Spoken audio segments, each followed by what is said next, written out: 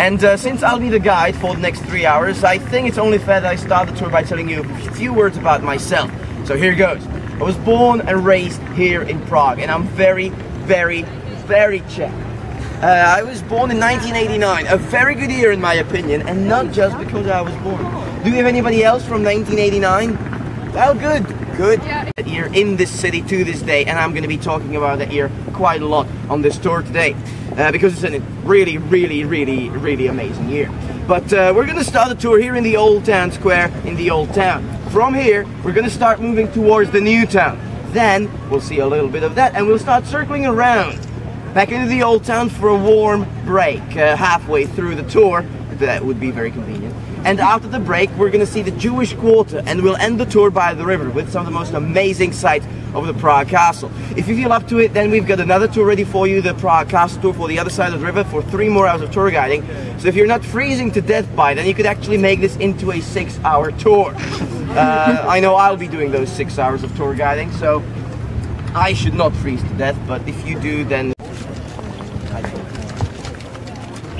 Okay, ladies and gentlemen, here we are, the Old Town Square. Now, ever since Prague was founded, this square has been the focus of its civic life, and because of this square has seen everything there is for a square to see. Celebrations, revolutions, executions, weddings, and hockey games. This square has seen it all. And because of this, these buildings around us are pretty much filled with history. So, let's start from the very beginning. Let's start with that lovely Gothic church, right up there.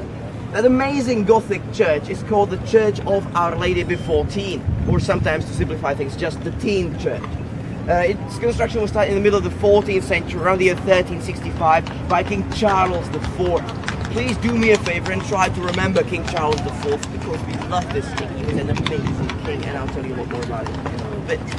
But they started building it in 1365. They weren't finished until 1511. That's 150 years to build a church. And even with Ignaz Dietzenhofer, who designed a great many churches, especially in the area of the Prague Castle on the other side of the river. This church started as a proper Roman Catholic church, but then, in 1871, they've changed this church into a Russian Orthodox church. And there's a tiny bit of a problem with that, because we have a bit of a troubled history with Russia. You can actually see it to this day whenever there's hockey going on. You see, when we're playing Canada, United States, Sweden, Norway, Finland, even Germany these days, it's rough. But it's fair, and it's only a game. But whenever we're playing Russia, it gets dirty, and it's basically politics on ice. And admittedly, it may be the best kind of politics, but it's not nice to look at. Speaking of nice things to look at, right up there we've got the trumpet man, the best part of the Astronomical plot. So please enjoy the love.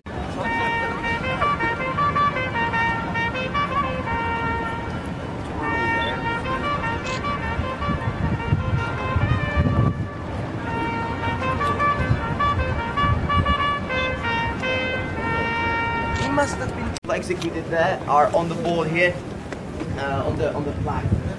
All important nobles, leaders of the country in the 17th century. This basically paralyzed the country and put a stop to any uprisings. But one of the names here is very, very interesting. If you took, Google Translate and you translated word for word, the second name up there is, the third name up there. You can see it starts with Christoph. See that third name? Anyway, that name, if you translate it word for word, would be Christopher Bastard from After Spoons and Without Satellites. It's one of the best Czech names of all time. But let's go around the corner to see God.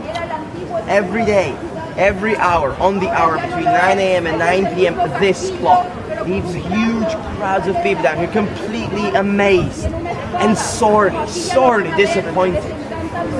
They've actually voted this clock the single most disappointing tourist site in the world. It managed to beat Stonehenge, which was a very personal disappointment. But the problem here are expectations. You see, people hear about this clock, they hear it comes to life. They come to Prague to see the miracle in action. They come with expectations. They come with 21st century HD iPhone 4S expectations. And they get disappointed. Of course they do. They should come here with 17th century expectations. Then they would see a miracle. But I'll tell you more about the clock so you can appreciate the miracle that's happening here.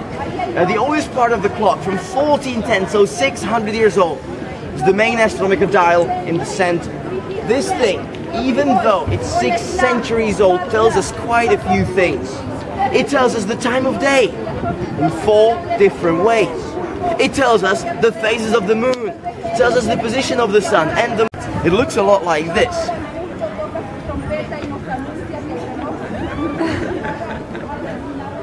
And this means, no, we don't want to die. Or, there's a second explanation, they could be talking to us down here. They could be saying, no, don't be vain. No, don't be a greedy Jew. And no, don't be a Turkish infidel.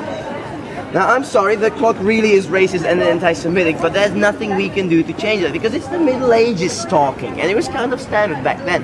And even if we wanted to change the clock and make it less racist and anti-Semitic, we can't, because it's protected by the UNESCO these days, so we're not allowed to change that. It kind of has to stay racist, but the show must go on. After this racist display, the 2 blue doors above the main dial, they open, and the walk of the apostles begins. Each of the 12 apostles shows you their face. It's really exciting. It looks a lot like this.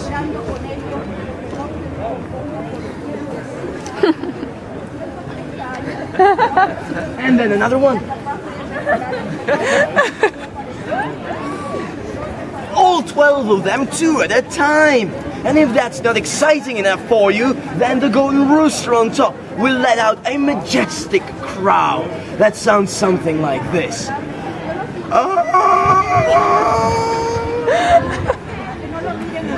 And that's it, ladies and gentlemen, that is it, and has been for over 100 years. Before that, the clock was even worse, because that rooster is the latest addition. And, well, the people have always been kind of confused down here and upset because they're waiting for something amazing to happen. Some of them have been waiting here for 55 minutes because they've only just missed the clock coming into the square. And when the clock was starting, the husband, he'd be like, honey, wake up the kids. Here we go, it's the show of a lifetime. Some 30 seconds later, they'd all be, what the? Mozart back. They say on Mozart's funeral, more people showed up here in Prague than in London, Paris, and Vienna combined. And Mozart knew this. Well, not about the funeral, of course, but he felt the connection here. He felt the people of Prague understood him a little better than the rest of the world. And so he dedicated his opera, one of his operas, to Prague, and it had its world premiere right here in 1787. And I'll tell you very soon which opera it was. But there's also a second claim to fame of the Estates Theatre for us, the Czechs.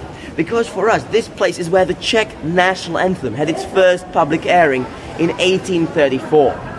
Now, when you say national anthem, right, you usually think something very strong, uplifting and patriotic, like Advance Australia Fair, Oh Canada, The Star-Spangled Banner, or God Save the Queen. All very good anthems. And then you get the Czech national anthem. Where is my home? And you may have heard that the Czechs drink the most beer in the world. That is correct. And so you may put in 2 together, you know, 2 and 2 together, think, okay, that is an appropriate anthem for these people. That is something. What's the border? It's actually those 2 streets perpendicular to this long square. In fact, we're going to walk through that street that way in a little bit. The name of that street is Napříkopě, which means on the moat. And we're going to walk through that street, and we're going to see why it's called on the moat. But before we do that, well, actually, we're not going to see why it's called on the moat, but I'll tell you. But before we do that, let's talk about where we are right now. We're in one of the most important squares of today's Prague, also one of the longest. From top to bottom, this square is 750 meters long. That's 2,500 feet. It is quite long. It's got a very lovely patriotic...